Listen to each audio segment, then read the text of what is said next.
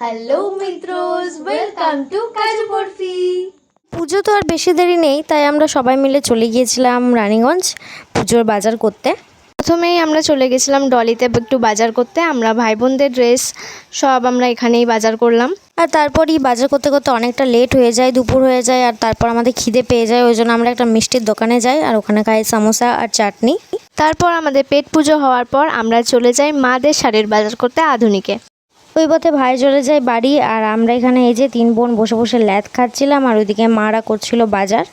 তারপর আর কি আমরা কি করব খুঁজে পাচ্ছিলাম না, তার জন্য আমরা আধুনিকটাই গোটায় ঘুরে ঘুরে দেখছিলাম 3 বোন মিলে। প্রচণ্ড ভিড় ছিল, পুজোর ব্যাপার বুঝতেই পারছো, দেখেই বুঝতে পারছো প্রচণ্ড ভিড়।